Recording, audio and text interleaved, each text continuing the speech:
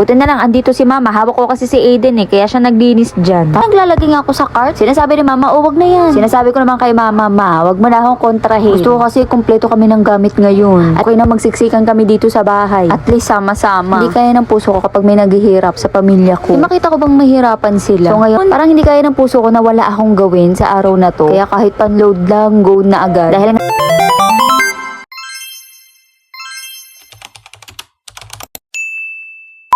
hi people of the world! Today is July 24, 2024. Maaga nga ako nagising para asikasuhin si housemate. Papasok na kasi siya sa work. Naalala ko nga siya kasi nga napakalakas na ng ulan sa labas. Sabi ko nga sa inyo, napaka-OA ko. Pag bumabiyahe kasi yan ng naulan, sobra na ako mag-overthink kasi nga 'di ba madulas yung daan. Nagmamotor lang kasi siya papasok Kaya from time to time lagi ako nagchat-chat dyan na mag-iingat siya sa pagdadrive. O sa mga nagmamotor din dyan, ride safe palagi Ayan nga, ang cute niya sa suot niya, nakakapote kasi. At mansari din pala namin ngayon. Akala ko magpapatigasan pa kami kung sino unang babate. Akala ko din nakalimutan niya. Binati naman niya ako. Abay dapat lang, 'di ba? Eto naman, porket malamig kung san-san nadapo ang kamay. Mga oras na yan, paalis na siya. Siyempre, bago ako matulog ulit, aantayin ko muna siya makapasok para alam kong safe siya. Naku, minsan nga, umuwi ng mga 6:40 PM. Mga 6:30 ng gabi, nandito na yan. Ay, grabe na ako mag-overthink noon. Tapos hindi pa siya sumasagot sa mga tawag ko. Naku po, unti na lang talaga, iiyak na ako. Anyway, pagkagising nga namin ni Aiden, kumain na din kami ng almusal.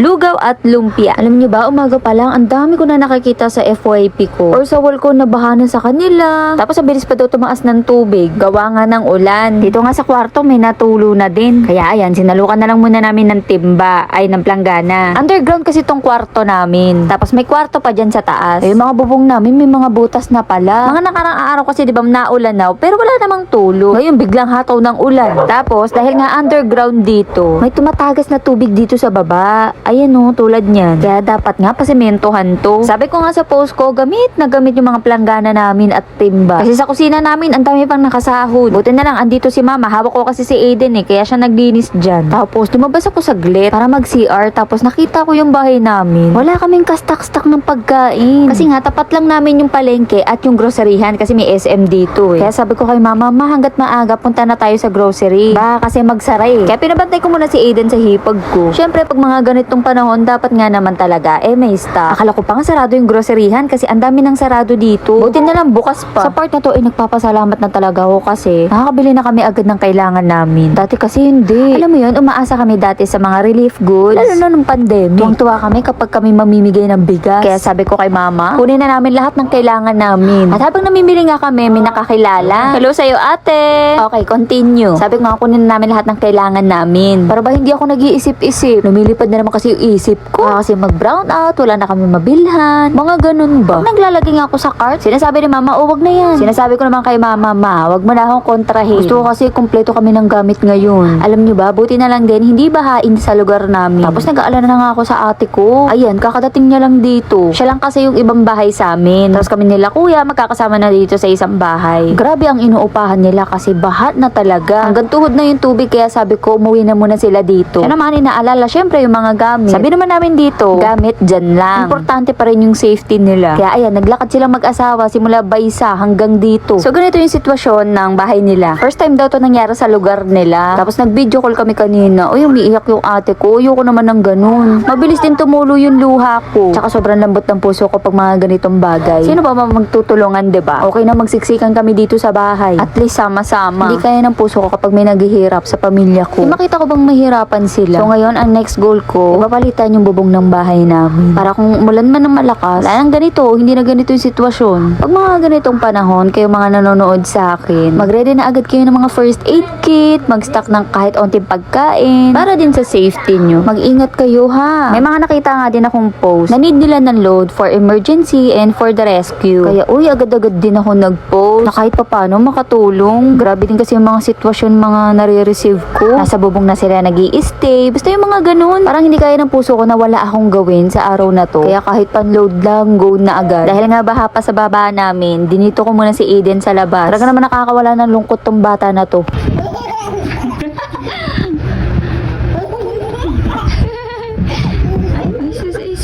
So yun lang, mag-ingat tayong lahat at kasama kayo sa prayers ko. Anyway, see you on my next vlog. Thank you for watching.